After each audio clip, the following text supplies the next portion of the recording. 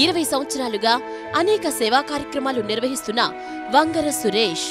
ఈయన నిర్వహించిన సేవా కార్యక్రమాలు చూస్తే ఔరా అనాల్సిందే. రాష్ట్ర వ్యాప్తంగా 14 లక్షల మందికి వైద్య సేవలు, 820కి పైగా వైద్య శిబిరాలు, 4500 మందికి కంటి ఆపరేషన్లు, కళ్లజోళ్లు అందించారు. పేదలకు సాఫ్ట్వేర్ ERP రంగంలో ₹1,00,000 వరకు విలువ చేసే కోర్సులను ఉమ్మడి గుంటూరు కృష్ణా జిల్లాల్లోని విద్యార్థులతో పాటు రాష్ట్ర వ్యాప్తంగా వేల సంఖ్యలో ఉచితంగా కంప్యూటర్ శిక్షణను అందజేశారు. ఇలా చెప్పుకుంటే వంగర సురేష్ చేసిన సేవలు లెక్కలేనన్ని. ఇలాంటి వారు రాజకీయ రంగంలోకి వస్తే ప్రజలకు మరిన్ని సేవలు అందుతాయంటున్నారు ఆయన అభిమానులు. Welcome to Deeksha Media. ఈరోజు సామాజికవేత్త, విద్యావేత్త, సేవకులు అయిన వంగర సురేష్ కుమార్ గారితో మనం ఈరోజు ఇంటర్వ్యూ చేస్తున్నాం. Welcome to Deeksha Media sir. మీరు మంగళగిరిలో గత 2 దశాబ్దాల పైనుంచే ఎన్నో సామాజిక సేవా కార్యక్రమాలు చేస్తున్నారు. సో దాని మీద మీ అభిప్రాయం ఏంటి సార్? అంటే మీకు సేవ చేయాలని ఎలా అనిపించింది? అసలు 22 ఏళ్ళ నుంచి చేస్తున్నారు అంటే మీరు చిన్న వయసు నుంచే ఈ సేవా కార్యక్రమాల మీద ఎంతో ఆసక్తి ఉంటుంది.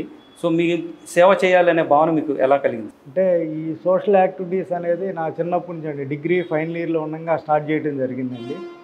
సో మా పూర్వీకులు పెద్దవాళ్ళు ఏదో చేస్తూ ఉండేవాళ్ళు, అలా నాకు కూడా మనం కూడా ఏదో ఒకటి చేయాలి అనే ఉద్దేశంతో మేము చిన్నప్పుడే ఫస్ట్ కార్గిల్ వార్ స్టార్ట్ అయినప్పుడు మేము చదువుకునే స్కూల్స్లో వీటిలో మేము దగ్గర 70,000 ఆ రోజే నేను ఫండ్ కలెక్ట్ చేయడం జరిగిందండి కార్గిల్ వార్. సో అలా ఫండ్స్ కలెక్ట్ చేసే టైంలో నాకు కొంతమంది మిత్రులు పరిచయం అవటం, వాళ్ళంతా కూడా మేము స్థానికంగా మంగళగిరిలో ఉంటూ విజయవాడలో చదువుకుంటూ సర్కిల్ అంతా మంగళగిరిలో ఉండేది ఫ్రెండ్స్ అందరం. మేమందరం కలిపి ఒక ట్రస్ట్గా ఆ రోజు స్టార్ట్ చేయడం జరిగిందండి.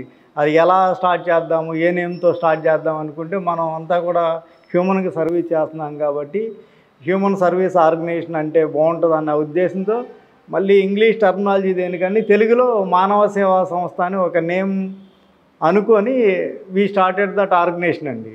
ఇనీషియల్గా మా దగ్గర ఆర్గనైజేషన్ స్టార్ట్ చేసినప్పుడు మా దగ్గర డబ్బులేమి లేవండి, అంతా స్టూడెంట్ లెవెల్లో ఉన్నాం ఆ టైంలో. సో మేము కూడా ఈ ఆర్గనైజ్ చేయడానికి మా దగ్గర మైక్ ఖర్చు పెడతానికో, టెంట్లకో వీటికో మెడిసిన్స్ కొనడానికో డబ్బులు లేవు. ఆ టైంలో మేమంతా కొంచెం మెయిన్ మెంబర్స్ అంతా ఇన్వాల్వ్ అయ్యి, ఓకే మనకి మైక్ కావాలి, క్యాంప్ పెట్టాలంటే 2-3 రోజులు పడుతుంది. అలాంటి టైంలో మైక్ డొనేట్ చేసేవాడిని ఒక మెంబర్గా జాయిన్ చేయించుకున్నాం. ఆ షామియానా షాప్ అతను ఒక మెంబర్గా జాయిన్ చేసుకున్నాం. అట్లా డాక్టర్స్ని కొంతమందిని ఇన్వాల్వ్ చేసి వీళ్ళందరూ సపోర్ట్తో మేము క్యాంప్ స్టార్ట్ చేసామండి. ఇప్పుడు మైక్ కావాలి, మా దాంట్లోనే ఒక member, he will donate the mic. Tent ఆయనే ఉన్నాడు, ఈ విల్ డొనేట్ ద టెంట్ అనమాట. డాక్టర్లను బతిమలాడి ఇక మాకు కొంచెం క్యాంప్ పెడదామంటే మేము చిన్నపిల్లల్ని కానీ ఎంకరేజ్ చేసేవాళ్ళు ఆ టైంలో, డిగ్రీ ఫైనల్ ఇయర్లో ఉండగా అనమాట. అట్లా అవి స్టార్టెడ్ దిస్ ఆర్గనైజేషన్ అండి. 11 మెంబర్స్తో మేము ఆర్గనైజేషన్ స్టార్ట్ చేసాం 98లో అండి. అప్పుడే మీరు మంచి వ్యూహం అనేది చేశారనమాట. మీరు ఒక ఆర్గనైజేషన్ స్టార్ట్ చేయడానికి ఫండ్ అవసరం. సో ఫండ్ చేయాలి అంటే మనం ప్రతిదానికి ఎక్స్పెండిచర్ అవుతుంది కాబట్టి అంత ఎక్స్పెండిచర్ మనం పెట్టుకోవడం, అంత ఆర్థిక స్తోమత మీకు ఆ టైంలో స్టూడెంట్గా ఉండదు కాబట్టి ఏం చేయాలని ఒక ఆలోచన చేసి, సో మనకి ఏ సేవా కార్యక్రమం చేయడానికి ఏ అయితే అవసరమవుతాయో దానికి సంబంధించిన టెంట్ అయితే ఉంది, మైక్ అయితే ఉంది, ఇప్పుడు డాక్టర్స్ మెడిసిన్స్ అయితే ఉంది, ఆయా ఎవరైతే ఉన్నారో వాళ్ళని మీరు మీ ఆర్గనైజేషన్లో మెంబర్గా చేర్చుకోవడం అనేది మంచిగా మీరు స్టార్ట్ చేశారు సార్. సో అసలు మీరు ప్రధానంగా ఈ సేవా కార్యక్రమాలు ఎక్కువగా వైద్య సేవ చేశారు. వైద్యంలో ఎక్కువగా ఏ అంశాలను మీరు సేవగా తీసుకొచ్చారు సార్? అంటే మేము ఈ గత 22 సంవత్సరాలుగా ఎక్కువ విద్యకి, వైద్యానికి, పర్యావరణానికి ఎక్కువ ప్రాముఖ్యత ఇచ్చామండి. ఈ మెడికల్ క్యాంప్స్ ద్వారా ఇప్పటికే మేము సుమారు 13 నుంచి 14 లక్షల మందికి సర్వీస్ చేసాం, ఆంధ్ర కానీ తెలంగాణ కానీ.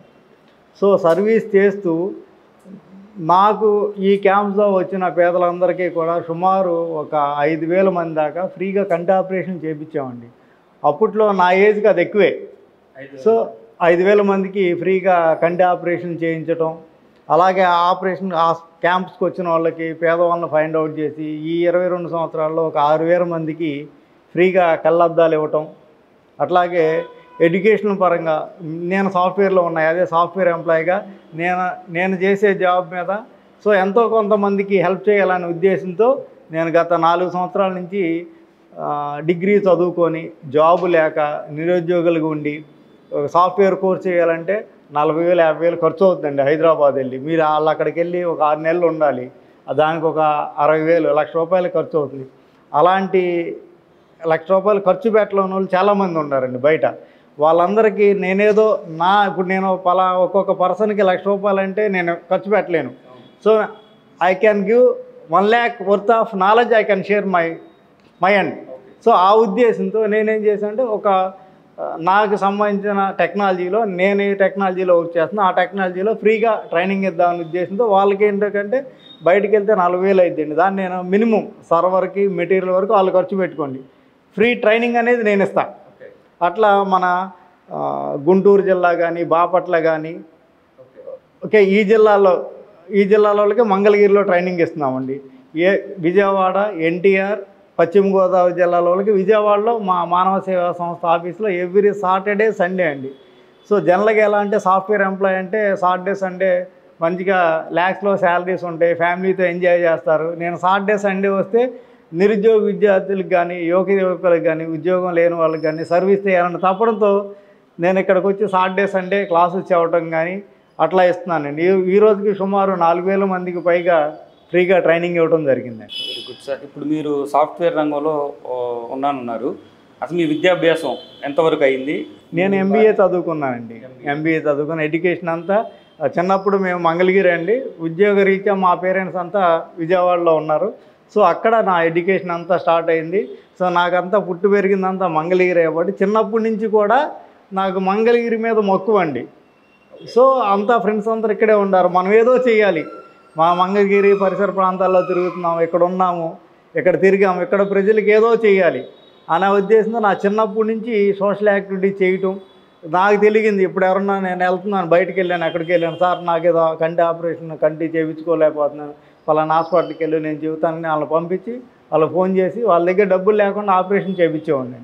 సార్ మీ కుటుంబ నేపథ్యం అంటే మీ నాన్నగారు అమ్మగారు బ్రదర్స్ సిస్టర్స్ అలాగే మీ ఫ్యామిలీ వివరాలు కొంచెం. నా ఫాదరు నాగేశ్వరరావు గారు అండి, వంగర నాగేశ్వరరావు గారు. బేసికల్గా మంగళగిరే. సో విజయవాడలో సెటిల్ అయ్యాము. మా ఫాదరు, మా మదర్ పేరు సత్యవతి. సో నాకు ఒక తమ్ముడు ఉన్నాడు. అలాగే మా వైఫ్, నాకు ఒక 2 పిల్లలు ఉన్నారండి. బాబు 9th క్లాస్ చదువుతున్నాడు, చిన్నవాడు 2nd క్లాస్ చదువుతున్నాడు. మా వైఫ్ కూడా ఒక ఎంఎన్సీ కంపెనీలో she is also working as a project manager అండి. ఇద్దరం సాఫ్ట్వేర్ ఎంప్లాయీస్ ఇద్దరం కూడా. సో మీరు ఇప్పటి వరకు ఎంతమంది యువకులకు మీరు సాఫ్ట్వేర్ సెక్షన్ ఇవ్వడం జరిగింది? దాని ద్వారా ఎంతమంది ఉపాధి పొందారు సార్? మేము దగ్గర 4,000 మంది దాకా ఇచ్చామండి ట్రైనింగ్. అందుట్లో దగ్గర 30 to 45% సెటిల్ అయ్యారండి. అలా జాబ్స్లో సెటిల్ అయ్యారు. కొంతమంది సాఫ్ట్వేర్లో సెటిల్ అయ్యారు, సాఫ్ట్వేర్ ట్రైనింగ్ చేసి కొంతమంది సాఫ్ట్వేర్ రాక వేరే టెక్నాలజీలో కూడా సెటిల్ అయిన వాళ్ళు ఉన్నారు. ఇప్పుడు మంగళగిరి నియోజకవర్గం మీద మీకు బాగా తెలిసిన మండలాలు, బాగా మీకు కనెక్ట్ అయ్యి ఉండి ఇప్పుడు వంగర సురేష్ గారు అని తెలిస్తే అని చెప్పంగానే గుర్తించే ఊర్లే ఉన్నాయి సార్ మంగళగిరి నియోజకవర్గం? అంటే నాకు మంగళగిరి నియోజకవర్గంలో 42 విలేజ్స్ ఉన్నాయండి. ప్రతి విలేజ్లో కూడా ఏ విలేజ్కి వెళ్ళినా మానవ సేవా సంస్థ పేరు తెలవని వాళ్ళు ఎవరు లేరు, వంగర సురేష్ కుమార్ అనే పేరు తెలవని వాళ్ళు ఎవరు లేరండి. మేము అంత రూట్కి వెళ్ళి చేస్తున్నామండి. ప్రతి విలేజ్లో మాకంటూ ఒక ఓన్ టీం ఉంది. ఏ విలేజ్కి వెళ్ళినా కానీ మానవ సేవా సంస్థ అంటే ఓకే మంగళగిరిలో వాళ్ళకి మళ్ళీ చేసేవాడు ఎవరు లేరు అనే ఒక మంచి పేరు అయితే తెచ్చుకున్నామండి. ఇప్పుడు ఇక్కడ ఎన్నికల హడావుడి వచ్చింది కదా సార్, ఇప్పుడు 2024 ఎన్నికలు రాబోతున్నాయి త్వరలో. సో ఇప్పుడు స్థానికంగా ఉన్న రాజకీయ పార్టీలు కానీ వాటి మీద మీ అభిప్రాయం ఏంటి సార్? రాజకీయ పార్టీలు అంటే ఎలా ఉంటుందంటే పార్టీలు అనేవి వస్తూ ఉంటాయి పోతాయి అంటండి. ఓకే, మానవ సేవా సంస్థ అనేది నిరంతరం ప్రజాసేవ చేస్తుంది. మానవ సేవా సంస్థ అంటే మేము 22 సంవత్సరాల నుంచి ఎన్నో ప్రభుత్వాలు వచ్చినాయి, ప్రభుత్వాలు పోయినాయి. మానవ సేవా సంస్థ అనేది అన్ని ప్రభుత్వాలతో మేము కనెక్ట్ అయి ఉన్నామండి. ప్రజెంట్ ప్రభుత్వంతో ఉన్నాం, ప్రీవియస్ ప్రభుత్వంతో కనెక్ట్ ఉన్నాం. మానవ సేవా సంస్థ అనేది యూనిక్, మేము స్టాండర్డ్ అండి. ప్రభుత్వాలు ఉంటాయి మారుతాయి, మా సోషల్ యాక్టివిటీస్ కానీ మా సర్వీస్ కానీ మారదండి. సార్ ఇప్పుడు మీరు ఈరోజు ఒక వైద్య శిబిరం నిర్వహించారు కదా, ఈరోజు మేము అక్కడ విన్నది ఏంటంటే మీలాంటి వ్యక్తులు రాజకీయాల్లోకి వస్తే ఇంకా మెరుగైన సేవలు చేయడానికి అవకాశం ఉంటుందని చాలామంది అంటుంటే మేము అక్కడ విన్నాం సార్.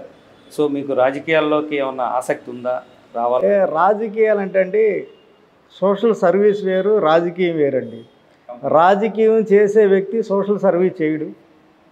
సోషల్ సర్వీస్ కనుక చేసే వ్యక్తి ఒక పొలిటికల్ లీడర్గా వస్తే ఈ సర్వీస్లో చేసేదానికన్నా కూడా ఎక్కువగా మనం సర్వీస్ చేయడానికి ఉంటుందండి. ఈరోజు పొలిటికల్ అనే వాటికి ఎలా ఉంటుందంటే మ్యాక్సిమం ఏదో పొలిటికల్గా వచ్చామా, ఏదో ఎలక్షన్ ముందర ఏదో 2-3 నెలల ముందర హడావుడి చేసామా, పొలిటికల్లోకి వెళ్ళిపోయామని ఉంటారు. జనం కూడా చూస్తున్నారండి వీళ్ళు నిజంగా సర్వీస్ చేస్తున్నారా లేకపోతే ఊరినే ఎలక్షన్ స్టంట్ కోసం చేస్తున్నారా అనేది. సో మనకి ఎలా ఉంటుంది పొలిటికల్ వచ్చేప్పటి కంప్లీట్లీ ఇట్స్ ద డిఫరెంట్ అనమాట. ఓకే, ఇప్పుడు నేను సర్వీస్లో ఉన్నానండి, నాలాంటి వాడికి పొలిటికల్గా వెళ్ళాలనే ఉద్దేశం ఉండదు. ఒకవేళ ఇన్ కేస్ జనం నుంచి మేము కూడా ఇక్కడ మండలాల్లో తిరుగుతూ ఉంటాం, ఎవ్రీ మంత్ ఏదో ఒక విలేజ్లో ప్రతి విలేజ్ నుంచి ఏదో ఒకటి తిరుగుతూ ఉంటాం. సో వీళ్ళు కూడా ఏంటంటే మీలాంటి వాళ్ళు వస్తే బాగుంటుందండి, రండి అండి. సో ఇలా నాయకుడు అనేవాడు జనాల నుంచే రావాల్సింది కదా సార్. ఇప్పుడు మీరు నిస్వార్థంగా గత 2 దశాబ్దాల నుంచి సేవా కార్యక్రమాలు చేస్తున్నారు. అలాంటిది స్థానికంగా ఉన్న మీ సేవలు చూసిన వాళ్ళు చాలామంది మీరు రాజకీయంగా వస్తే ఇంకా కొంచెం వాళ్ళకి ఏదన్నా మంచి సేవలు అందుతాయేమో అన్న ఉద్దేశంతో చాలామంది అడుగుతున్నారు. సో దానికి మీరు రాజకీయాల్లోకి రావచ్చు. సో వచ్చే ఉద్దేశం ఉందా? అంటే రాజకీయాల్లోకి వస్తే ఇంకా బెటర్గా చేయొచ్చు అనేది నా ఉద్దేశం అండి. అంటే ఇప్పుడు ఏమైందంటే సార్, రాజకీయం అనేసరికి ఇప్పుడు వ్యాపారం అయిపోయింది. సో మనం ఎంత ఖర్చు పెట్టాం, మనం ఎంత రాబట్టుకున్నాం అన్న దృక్పథం ఇప్పుడున్న రాజకీయ నాయకులు అందరిలో అదే ధోరణి ఉంది తప్పితే రాజకీయం అంటే సేవ చేయాలి. సేవ చేసే నాయకులు అనేవాళ్ళు మనం ఇప్పుడున్న పాలిటిక్స్లో ఉన్న వాళ్ళు కానీ గవర్నమెంట్లో ఉన్న వాళ్ళు కానీ వేళ్ల మీద లెక్కేయచ్చు. బట్ మీకులాగా సేవా కార్యక్రమాలు చేస్తున్న వాళ్ళు కనుక రాజకీయాల్లోకి వస్తే ప్రజలకి ఇంకెక్కువ సేవ చేయడానికి అవకాశం ఉంటుంది. సో మీరు ఇప్పుడు ఏ కోణంలో చూస్తారు దీన్ని? అంటే పొలిటికల్లో రావటానికి డబ్బే ప్రధాన కారణం కాదండి. సో కొన్ని డబ్బుతో అవుతాయి, కొన్ని డబ్బుతో కాకుండా కూడా అయ్యే పనులు చాలా ఉన్నాయి. ఓకే, డబ్బుతో కొనలేదు ఒకటండి, ఓటు అండి. ఓకే, ఒక మనిషి నిస్వార్థంగా నేను పలానా వ్యక్తి కావాలనుకుంటే మీరు 1,00,000 రూపాయలు ఇచ్చినా కానీ ఓటు అనేది తను అనుకున్న వ్యక్తికే వేస్తాడు. సో ఈ పొలిటికల్గా వెళ్ళే వాళ్ళు కూడా ఆలోచించేది ఏంటంటే మనం పొలిటికల్గా వెళ్తున్నాము ఏదో సంపాదించుకుందామా అనే ఉద్దేశంతో వచ్చేవాళ్ళు ఎక్కువ అండి. అంటే మనం ఒక కాన్స్టిట్యున్సీలో ఉన్నాము, మనం వాళ్ళకి ఏం చేయగలం అని ఆలోచించి చేసేవాళ్ళు చాలా తక్కువ. ఇక్కడ ఎడ్యుకేటెడ్ అనేది ఉన్న పార్టీలు కూడా ఎడ్యుకేటెడ్ని ప్రోత్సహించట్లేదండి. ఎలా ఉంటుందని ఒక ఎడ్యుకేటెడ్ వస్తే పొలిటికల్లోకి వాడికి తెలుసండి సర్వీస్ ఏం చేయాలి, ఈ జనంకి ఎలా ఉపయోగపడాలి, జనంకి అందుబాటులో ఉన్నారా లేదా. ఈరోజు పొలిటికల్ లీడర్లు అంటే చాలామంది 90% జనాభాకి అందుబాటులో లేని లీడర్సు. ఇప్పుడైనా నేనే ఉన్నా అండి, గౌకుని ఏదో అర్జెంట్ పని ఉంది, ఎవరో నాకు తెలిసిన నేనుండే ఏరియాలో ఒక స్థానిక లీడర్కి కాల్ చేశాను, ఫోన్ తీయడు. సో నాకెలా ఉంటుందండి పరిస్థితి? నేనే కాదు నా లెవెల్లోనే ఫోన్ తీయకపోతే సామాన్య మానవుడి పరిస్థితి ఏంటి? ఇక్కడ ఒక పొలిటికల్ లీడర్ అనేవాడు 24/7 ఒక కార్యకర్త కానీ ఒక లోకల్లో ఉన్న సామాన్యుడు కానీ అందుబాటులో ఉన్న వ్యక్తి కావాలండి. ఏమన్నా పని చేస్తే కాల్ చేస్తే నేనున్నాను అని చెప్పే లీడర్ కావాలి. అలాంటి లీడర్స్ లేరండి. అలాంటి లీడర్స్ని పబ్లిక్ కోరుకుంటున్నారు సార్.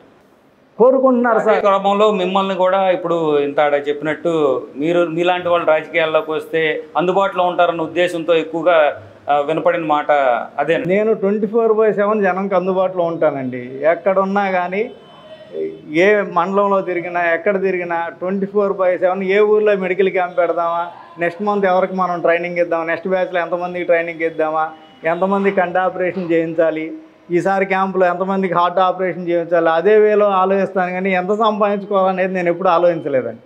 అలా ఆలోచించినట్టు మీరు 22 ఏళ్ళు ఇలా సర్వీస్ చేయలేరు కదా సార్. మీరు క్యాలిక్యులేట్ చేసుకుని నేను ఇచ్చేస్తే నాకు ఎంత వస్తుంది అనుకుంటే మీరు ఇన్ని సంవత్సరాలు సర్వీస్ చేసేవాళ్ళు కాదు సార్. సర్వీస్ చేసేవాడు అదండి, ఒక సర్వీస్ మైండ్ ఉన్నవాడు సర్వీస్ మైండ్ పాయింట్ ఆఫ్ వ్యూలోనే ఆలోచిస్తాడు. Okay, political mind set business mind set ఉన్నవాడు సర్వీస్ చేయడు. వ్యాపారంకి సేవకి చాలా డిఫరెన్స్ ఉంది. 2 రైలు పట్టాలు లాంటి అనమాట. సో ఆ 2 మింగిలవు. బట్ మీరు రాజకీయాల్లో కనుక రాగలిగితే ఈ 2వ పట్టాన్ని ఎలా మేనేజ్ చేస్తారు? సార్ నేను 22 సంవత్సరాల నుంచి ఎన్నో యాక్టివిటీస్ చేశాను సార్. నేను ఏ యాక్టివిటీ చేయాలన్నా నాకు 1 వీక్ నేను ప్లాన్ చేసుకుంటే ఆ యాక్టివిటీ చేస్తాను. సో నేను చదువుకునేది MBA అండి. I know how to handle, how to manage, how to connect with the people, how to manage with the people, how to interact with the human being. That I know. I can handle. Human management అంతా కూడా మీకు ఎంబీఏలో వస్తుంది కాబట్టి ఒక చదువుకున్న వాడికి తెలుస్తుందండి. నేను ఒక వ్యక్తి నా కోసం ఫోన్ చేసినప్పుడు నేను స్పందించకపోతే వాడి పెయిన్ ఏదో నాకు తెలుసండి. ఇప్పుడు మంగళగిరి నియోజకవర్గంలో మీరు కనుక పోటీ చేయాల్సి వస్తే మీ దగ్గర ఉన్న వ్యూహం ఏంటి? పోటీ చేయాల్సి వస్తే వ్యూహం అంటే వ్యూహాలు చాలా ఉంటాయండి. ఎందుకంటే నేను ఒక యుద్ధానికి వెళ్తున్నాను, నేను కత్తి తీసుకెళ్తానా గన్ తీసుకెళ్తానని చెప్పను కదా. సో నేను ఫైట్ చేసేటప్పుడు ఎవరితోటి నాకు ఫైటింగ్కి వస్తే నా దగ్గర నేను కూడా ఫైట్ చేస్తా. దట్ ఫైట్ చేయడానికి వెళ్ళాలంటే నాకుండే ప్రణాళిక నాకు ఉంటుంది. ఎట్లా ఫైట్ చేయాలన్నది ఐ కెన్ మేనేజ్ అండి. ఇప్పుడు మంగళగిరిలో మంగళగిరి నియోజకవర్గం అనేది రాష్ట్రం అంతా ఒక ఎత్తు అయితే ఓన్లీ మంగళగిరి నియోజకవర్గం అనేది రాబోయే ఎన్నికల్లో చాలా కీలకమైందండి. ఎందుకంటే గతంలో ఇక్కడ వైసీపీ పార్టీ తరఫున ఆళ్ల రామకృష్ణారెడ్డి గారు పోటీ చేశారు. మాజీ ముఖ్యమంత్రి చంద్రబాబు నాయుడు గారు అబ్బాయి నారా లోకేష్ గారు పోటీ చేశారు. సో ఇద్దరికి టగ్ ఆఫ్ వార్ జరిగి ఆ ఎన్నికల్లో రామకృష్ణారెడ్డి గారు కొద్ది మెజార్టీతో గెలవడం జరిగింది. లోకేష్ గారు ఓడిపోయారు. అప్పుడు లోకేష్ గారు గట్టిగా ఏం తీసుకున్నారు, నేను ఇదే నియోజకవర్గం నుంచి మళ్ళీ పోటీ చేసి స్ట్రాంగ్గా భారీ మెజార్టీతో గెలుస్తానని ఆయన గతం నుంచి లాస్ట్ టైం ఎన్నికలైన కాడి నుంచి ఇప్పటికి కూడా స్టిల్ చాలా సేవా కార్యక్రమాలు చేస్తున్నారు. అలాగే రామకృష్ణారెడ్డి గారు కూడా నేను ఇక్కడే ఉంటాను, నేను మళ్ళీ పోటీ చేస్తాను ఆయన కొన్ని సేవా కార్యక్రమాలు చేశారు. అన్ఎక్స్పెక్టెడ్గా ఆళ్ల రామకృష్ణారెడ్డి గారు వైసీపీ నుంచి బయటికి వెళ్ళటం అయింది. బట్ లోకేష్ గారు అనేవాళ్ళు స్టిల్ ఉన్నారు. సో ఇప్పుడు ప్రస్తుతం మంగళగిరి నియోజకవర్గంలో కనిపిస్తున్న క్యాండిడేట్లో లోకేష్ గారు తప్పితే మిగతా పార్టీల నుంచి మనకి ఏ క్యాండిడేట్ అనేసి స్థిరంగా ఎవరు కనిపించట్లేదండి. సో మీకు ఏ పార్టీ నుంచి అయినా పోటీ చేయడానికి ఆసక్తి ఉందా? ప్రజలు కోరుకుంటే నేను ఎంతో సర్వీస్ చేస్తున్నాను 22 సంవత్సరాల నుంచి. సో నాకు ఇప్పుడు చేసే సర్వీస్ కన్నా ఇంకా ఎక్కువ చేయాలి. అంటే నేను పేదలకు ఏ విధంగా చేయాలి, ఎడ్యుకేషన్ అంటే స్టూడెంట్స్కి ఏ విధంగా చేయాలి, గృహిణులకి ఏ విధంగా చేయాలి, అన్ఎంప్లాయ్మెంట్కి ఏ విధంగా చేయాలి, బిజినెస్ పీపుల్ కానీ లోకల్ ఎక్కడున్న పరిస్థితులను బట్టి మంగళగిరి కాన్స్టిట్యున్సీలో ఉన్న పరిస్థితుల బట్టి వీళ్ళకి నేనేం చేయగలను అన్నది నాకు ఒక ప్లానింగ్ ఉందండి. దాని ప్రకారం నేను పక్కా చేయగలను. ఇప్పుడు మీరు మంగళగిరిలో ప్రధానంగా పోటీ చేయాలనుకున్నప్పుడు మీరు ఇక్కడ ప్రధానంగా మీ దృష్టికి వచ్చిన సమస్యలు ఏమైనా ఉన్నాయా? సమస్యలు చాలా ఉన్నాయండి. ఫస్ట్ ఆఫ్ ఆల్ ఇక్కడ చేనేత కార్మికుల సమస్య, అలాగే ఇక్కడ చాలామంది వెనకబడిన తరగతుల పీపుల్ ఉన్నారు, వాళ్ళకి సమస్య. సో అలాగే ఇతర అగ్రవర్ణాల కులాల్లో కూడా చాలామంది పేదలు ఉన్నారు, వాళ్ళకి సమస్యలు ఉన్నాయి, ఎస్సీ ఎస్టీల సమస్యలు ఉన్నాయి, మైనారిటీ సమస్యలు ఉన్నాయి. ఇవన్నీ ఒక లీడర్ అనేవాడు ఎలక్షన్ స్టంట్ కోసం ఇచ్చే వాగ్దానాలు కాకోకుండా మనం కరెక్ట్గా ప్లాన్ చేసుకొని చేయగలిగితే, ఇక్కడ మంగళగిరి అనేది చాలా రెవెన్యూ ఉన్న కాన్స్టిట్యున్సీ అండి. ఇంత రెవెన్యూ ఉన్న కాన్స్టిట్యున్సీలో ఒక ఎడ్యుకేటెడ్ మీకు పొలిటికల్గా రాగలిగితే ఈ కెన్ డూ మిరాకిల్ అండి. అక్కడ పొలిటికల్గా వెళ్ళేవాళ్ళు చాలామంది అన్ఎడ్యుకేటెడ్ వస్తున్నారు, చాలామంది అన్ఎడ్యుకేటెడ్. ఇక్కడ స్థానికంగా ఉన్న సమస్యల మీద అవగాహన లేని వాళ్ళు. నేను ఎవ్రీ వీక్కి 2 days 3 days ఏదో ఒక విలేజ్ తిరుగుతా. ప్రతి విలేజ్లో ఏ సమస్యలు ఉన్నాయి ఏంటన్నది క్లియర్ కట్గా తెలుసు. ఈ విలేజ్లో ఈ సమస్య ఉంది, దీన్ని ఎలా రెక్టిఫై చేయాలి. సో అట్లా మనం ఒక ప్లాన్ చేసుకొని వ్యూహం చేసుకుంటే 100% సక్సెస్ అవ్వచ్చండి. ఇప్పుడు మీకు ఏదన్నా పార్టీతో మీరు అప్రోచ్ అవ్వటం కానీ లేదా మీకు ఏదన్నా పార్టీ నుంచి ప్రపోజల్స్ రావటం కానీ ఏమన్నా జరిగినాయా సార్? అంటే ప్రపోజల్స్ అంటే వస్తున్నాయండి, అది ఏ పార్టీ అన్నది నేను చెప్తాను. ప్రపోజల్స్ అయితే ఉన్నాయి. నీలాంటి వాడు రావాలి, ఎడ్యుకేటెడ్, సోషల్ సర్వీస్లో ఉన్నావు, 20 సంవత్సరాల నుంచి సర్వీస్లో ఉన్నావు, నీలాంటి వాడు పొలిటికల్గా వస్తే ఇంకా బెటర్గా చేయొచ్చు సొసైటీకి అని వస్తున్నాయండి. కాకపోతే చెప్తాను మీకు ఏంటి అన్నది. ఇప్పుడు మీరు ప్రధానంగా ఫస్ట్ చెప్పిన సమస్య మీ దృష్టికి వచ్చిన చేనేత రంగం సంబంధించిన సమస్య అన్నారు. గత ప్రభుత్వాల నుంచి కూడా మంగళగిరి చేనేతకి పెద్ద పునాది లాంటిది, చేనేతకి గుండెకాయ లాంటిది మంగళగిరి. బట్ ఇక్కడ చాలామంది చేనేత కార్మికులు చాలా సమస్యలు గడవ కూడా చాలామంది ఇబ్బంది పడే పరిస్థితులు ఉన్నాయి. బట్ అలాంటి సందర్భంలో చేనేత వాళ్ళకి ఎవరు పట్టించుకున్న దాఖలాలు లేవు. గతంలో చేనేతకు సంబంధించిన సమాజ వర్గానికి కొంతమంది చేసినా కూడా వాళ్ళు కూడా ఆ సమస్యల మీద దృష్టి సారించాల. సో మీరు అసలు దీన్ని ఎలా సార్ట్అవుట్ చేస్తారు? దీనికి మీకు అంటే చేనేత వర్గానికంటే మెయిన్ కంటికి సంబంధించిన ప్రాబ్లమ్స్ వస్తాయండి. సో నేను చేనేత వర్గంలో సంబంధించిన వాళ్ళకి సుమారు ఒక 1500 నుంచి 2000 మందికి కంటి ఆపరేషన్ చేయించాను. మంగళగిరి కానీ, తెనాలి కానీ, ఐలవరం కానీ, బట్టిప్రోలు కానీ, చీరాల కానీ ఇలాంటి జిల్లాల్లో చాలా ఏరియాలో నేను మెడికల్ క్యాంపులు పెట్టాను. నేను ఎస్పెషల్లీ కొన్ని చేనేత వర్గం అంటే ఐ ప్రాబ్లమ్స్ ఎవరికి వస్తాయి, చేనేత వర్గాల వాళ్ళకి వస్తాయి, వాళ్ళకి నా వంతుగా నేను సహాయం చేయాలి. చేనేత వాళ్ళకి వస్తాయి, తర్వాత ఈ బంగారు పని చేసే వాళ్ళు కూడా, గోల్డ్ వర్క్ వాళ్ళకి కూడా వస్తాయండి. వాళ్ళకి కూడా కొంచెం స్కిన్ ఎలర్జీస్ వస్తాయి. ఈ పద్మశాలీలు వీళ్ళకి కూడా ఎక్కువ స్కిన్ ఎలర్జీస్ ఎక్కువ వస్తాయి. అంటే గోల్డ్ వర్క్ చేస్తూ ఉంటారు, ప్లస్ వీవింగ్లో కానీ వీటిలో కానీ స్కిన్ ఎలర్జీస్ కానీ ఐ ఎలర్జీస్ ఇవన్నీ ఉంటాయండి. అంటే బాడీ పెయిన్స్ ఎక్కువ వీవింగ్ చేయడం వలన బాడీ పెయిన్స్ ఎక్కువ వస్తాయి. ఈ మోకాలు నొప్పులు ఎప్పుడు కింద కూర్చొని వర్క్ చేయటం వలన దానికి జాయింట్ సంబంధించిన కానీ బోన్ సంబంధించి ఇలాంటి వాటికి మెయిన్ ఇక్కడ మేము మెడికల్ క్యాంపులు పెట్టే కూడా ఏరియాని ఫైండ్ అవుట్ చేస్తామండి. ఫైండ్ అవుట్ చేసి ఈ ఏరియాలో ఏ కేటగిరీ పీపుల్ ఉన్నారు, అంటే నార్మల్ రోజువారీ టాపీ మేస్త్రీలు ఉన్నారా, లేకపోతే వడ్రంగి పనులు చేసేవాళ్ళు ఉన్నారా, ఇంకేమన్నా ఈ వీవింగ్ చేసేవాళ్ళు ఉన్నారా, ఆ వర్క్ చేసే వాళ్ళని ఫైండ్ అవుట్ చేసి దానికి సంబంధించిన వీళ్ళకి ఏ డిసీజెస్ వస్తాయి దాని రిలేటెడ్ డిపార్ట్మెంట్స్ని మేము డాక్టర్స్ని ఇన్వాల్వ్ చేస్తున్నాం. రేపు దుగ్గిరాల్లో మెడికల్ క్యాంప్ పెట్టామండి వచ్చే నెల. సో అక్కడ ఏంటంటే ఎక్కువ స్కిన్ ప్రాబ్లమ్స్ ఉంటాయి. ఎందుకంటే పక్కన మీకు ఇవేంటంటే కాఫీ పొడి ప్యాకెట్స్ ఇవన్నీ ఉండేవి, ఫ్యాక్టరీ ఉండేవి. జనరల్గా ఆస్మా కానీ లంగ్స్ స్కిన్ ఎలర్జీస్ వస్తాయి. అక్కడ చాలామంది రిక్వెస్ట్ సార్ మా ఏరియాలో కొంచెం ఆస్మా కానీ లంగ్ కానీ తర్వాత స్కిన్ సంబంధించిన ప్రాబ్లమ్స్ వస్తాయి అంటే దానికి సంబంధించిన డిపార్ట్మెంట్స్ని ఇన్వాల్వ్ చేసాం అక్కడ. అట్లా ఒక్కొక్క ఏరియాకి అక్కడ ఉన్న ప్రాబ్లమ్స్ని బట్టి మేము వాటిని సార్ట్అవుట్ చేసే విధంగా ఆ ప్రాబ్లమ్స్ ఫేస్ చేసే వాళ్ళకి మా వంతుగా మేము సహాయం చేసే ఉద్దేశంతో అలాంటి క్యాంప్స్ అలాంటి డాక్టర్లను తీసుకెళ్ళి will try to give the better service to the people అన్నమాట. మీరు చేనేత సమాజ వర్గానికి చెందిన వ్యక్తి కదా. సో ఇదే నియోజకవర్గంలో ఇప్పుడు మ్యాక్సిమం చేనేత రంగానికి సంబంధించి చాలామంది ఎమ్మెల్యేలుగా గెలిచారు. ఆల్రెడీ మీ మెజార్టీ ఎక్కువ ఉంటుంది, ఓటింగ్ అనేది ఈ నియోజకవర్గంలో ఎక్కువ ఉంటుంది. సో మీ సామాజిక వర్గం ఎవరైతే డిసైడ్ చేస్తారో వాళ్ళే ఇక్కడ ఎమ్మెల్యే అయ్యే అవకాశాలు ఎక్కువ ఉంటాయి. సో మీ సామాజిక వర్గంలో మీకున్న సపోర్ట్ ఏంటి? మీ వర్గంలో నుంచి మీకు ఎంతమంది మీకు రేపు సపోర్ట్ చేస్తారు? అంటే ఇక్కడ ఎలా ఉంటుందో నేను వివాదరహితుడినండి. అందరితో కమ్యూనికేషన్ ఉంటాను, నాతో ఎవరితో గొడవలు లేవు. ఉన్న కమ్యూనిటీగా ఉన్న అందరితో కూడా మంచి కాంటాక్ట్స్ ఉన్నాయి. ఎవరితో నాకు వివాదం అనేది లేదు, అందరితో మంచి కాంటాక్ట్స్ ఉన్నాయి, అందరితో మంచి రిలేషన్ మెయింటైన్ చేస్తాను. అది నా ఎసెట్ అండి.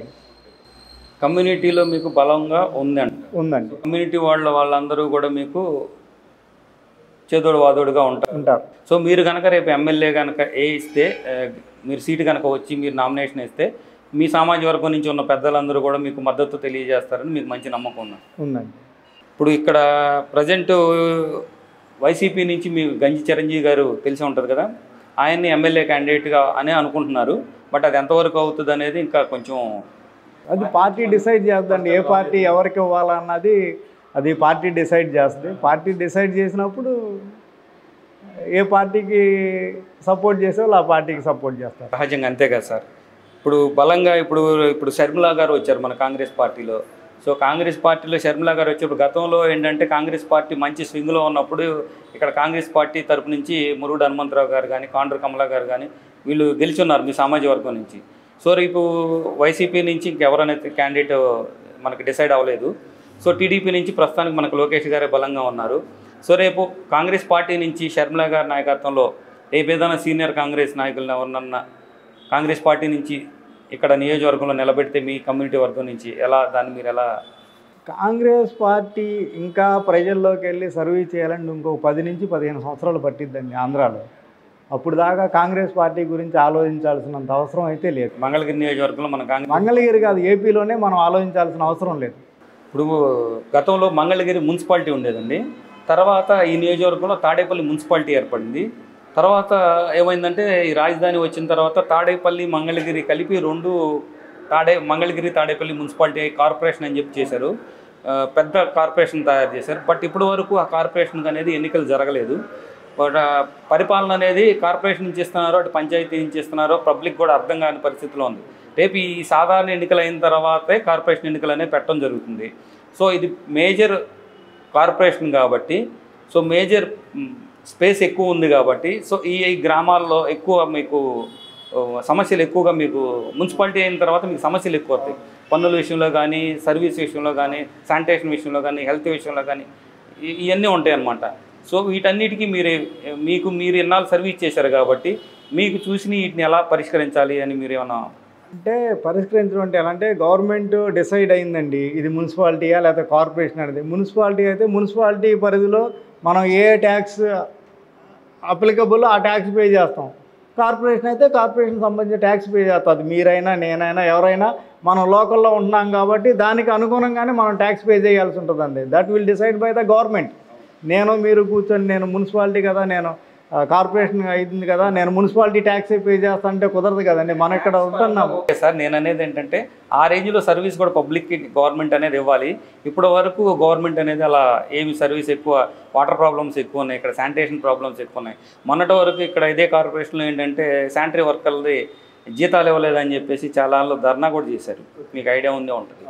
సో దానికి ఏంటి చెక్ ఎలా పెడతారు అంటే జీతాలు ఇవ్వేది that will decide by the government అండి.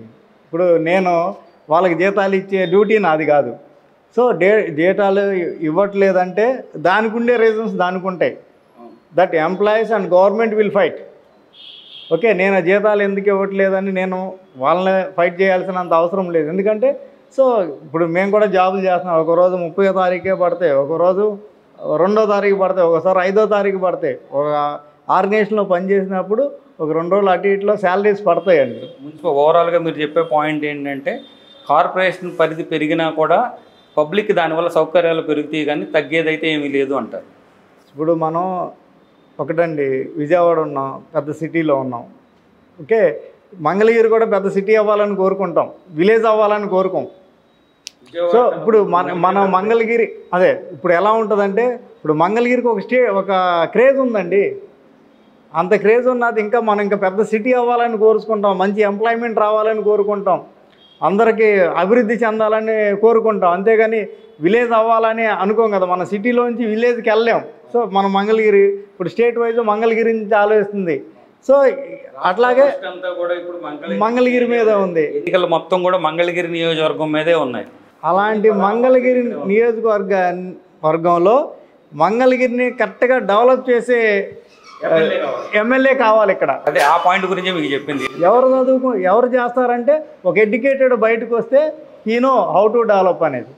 ఒక మంగళగిరి మున్సిపల్ ఎమ్మెల్యే పదవి ఎంత ఇంపార్టెంటో అదే రేంజ్లో ఇక్కడ వచ్చే రాబోయే కార్పొరేషన్ ఎన్నికల్లో కూడా మేయర్ కూడా ఎమ్మెల్యేకి ఈక్వల్గా ఉంటుంది పదవి. సో ఆ ఎమ్మెల్యే అనే వ్యక్తి ఇక్కడ సరైన వ్యక్తి రాగలిగితే ఈ మేయర్ అనే వ్యక్తి కూడా అదే స్థాయిలో సర్వీస్ మెంటాలిటీతో ఉన్న వ్యక్తి వస్తే ఈ ప్రాంతం చాలా అభివృద్ధి చెందడానికి కానీ మీరు అన్నట్టు చేనేత కార్మికుల సమస్యలు కానీ ఇతర వర్గాల సమస్యలు కానీ పరిష్కరించడానికి ఎంతో అవకాశం ఉంటుంది అంటారు. అంటే చదువుకుంటా వ్యక్తి వస్తేనే డెవలప్ అవుతుందని నేనండి. చదువుకున్న వ్యక్తి ఉండాలి, వాడికి సమాజం మీద వాడికంటూ ఒక ఐడియా ఉండాలండి, ఇంట్రెస్ట్ ఉండాలి, డెవలప్ చేయాలి, సర్వీస్ చేయాలి. ఆ సర్వీస్ మైండ్ సెట్ లేనివాడు ఎవడొచ్చినా కానీ ఏం చేయలేము మనం. ఆ చదువుకున్నవాడు వాడికి సొసైటీ మీద ఒక అవగాహన ఉండాలి. అంటే యాజ్ ఏ హ్యూమన్ బీయింగ్గా నేను కూడా ఎంతో కొంత నా బాధ్యతగా నేను ఎంతో కొంత చెయ్యాలి అని ఉన్న రోజు definitely it will be success అండి. Thank you sir, thank you so much. Thank you అండి. రానున్న ఎన్నికల్లో మంగళగిరిలో సర్వీస్ చేసే వ్యక్తే ఎమ్మెల్యేగా వస్తే ఈ ప్రాంతం ఎంతో అభివృద్ధి చెందుతుందని వంగర సురేష్ కుమార్ గారు చెప్పడం జరిగింది. మరో ఇంటర్వ్యూలో మరొక ప్రముఖ వ్యక్తితో మనం కలుసుకుందాం. ధన్యవాదాలు.